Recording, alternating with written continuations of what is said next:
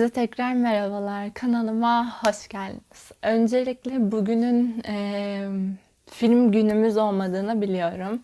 Çarşamba günü normalde video yükleyecektim fakat ufak bir özür borçluyum bu anlamda size ama çok yoğun bir dönem başladı benim için. Hem üniversitem açıldı hem o başladı hem de beni gelen ufak bir durum var. Bir sınava hazırlanmaya çalışıyorum da şu anda.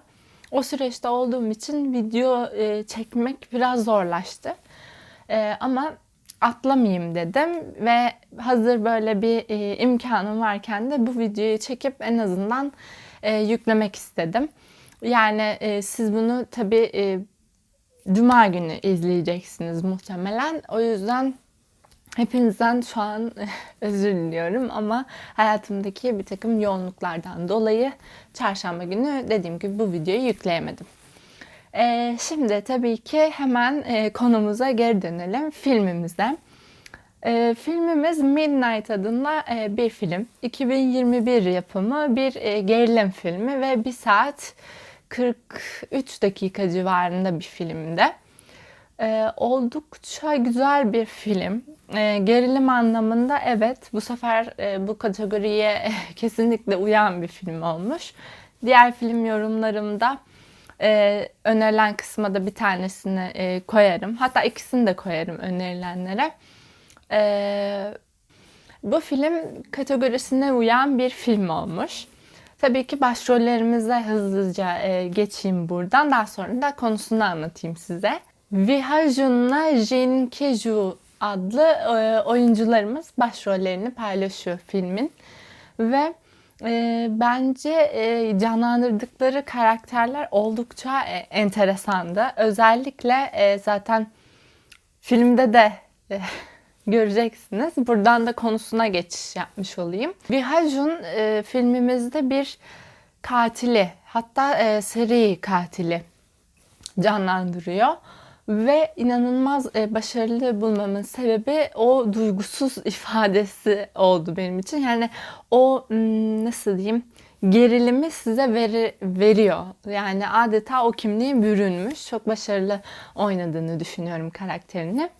Ve tabii ki diğer başrolümüz ise Jin Kye-ju ise Kim Yong-mi adında bir karaktere can veriyor. Karakterimizin bir işitme engeli var ve bir telesekreter olarak çalışıyor. Ve bir gün, şimdi hemen konusuna geçeyim. Ve bir gün eve döndüğünde park yeri ararken garip bir şey oluyor ve onu o noktaya çekiyor aslında ve o noktada maalesef seri katilimizin pek hoşuna gitmeyen bir durum oluyor. Ve bu yüzden de aralarında bir kovalama çiziyoruz film boyunca. Viha Jun'un canlandırdığı karakter Do Shing adında bir karakter ve onun o evrelerini görmek de böyle nasıl diyeyim yakalanmamak için çok büyük bir emek sarf ediyor. Ama bir yerden sonra artık tam anlamıyla bir ölüm kalım savaşı izliyoruz. Büyük bir kovalamaca ve inanılmaz güzel bir film olmuş. Aynı zamanda bazı bence sosyal içerikleri de vardı. Bunları yorum kısmında değinmek daha doğru olacak. Yani filmimizin konusu aslında tam anlamıyla bu. O kovalama sahnelerinin size verdiği gerilim ve filmin konusu bence çok güzeldi. Aynı zamanda böyle 1 saat 43 dakika ama nasıl geçtiğini anlamıyorsunuz. Yani sizi tatmin edeceğini düşündüğüm bir film. Yorumuma gelecek olursak dediğim gibi sosyal içerik olarak verilen mesaj bence şuydu. Gerçekten bizim toplumumuzda da böyle, bence diğer toplumlarda da böyle. Maalesef ben de işaret dili bilmiyorum.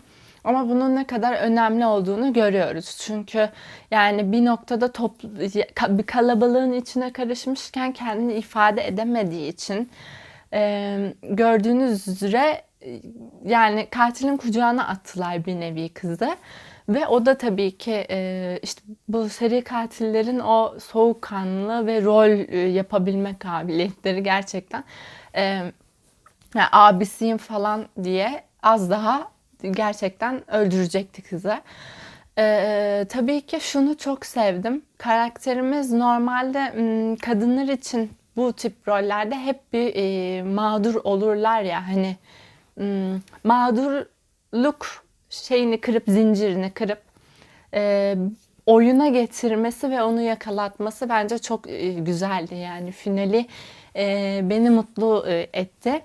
Tabii ki hani şeyden bahsetmiyorum, iyi ki vuruldu falan tarzı bir şey değil ama o gülüşü vardı ya, o bile birçok anlam taşıyor. Yani seni oyuna getirdim falan. Yani o şey hoşuma gitti benim, o sahne hoşuma gitti. Film olduğu için de tabii ki çok hızlı işlenmiş konular. Hani böyle biraz, bence bundan bir dizide çıkarmış gibi bir hissiyat verdi bana. Ama bence oldukça güzeldi. Sizin de beğeneceğinize inanıyorum bu filmi. Teşekkür ederim. Videomu beğenip kanalıma abone olup bana destek vermeyi unutmayın. Pazar günü tekrar görüşmek üzere. Hoşça kalın.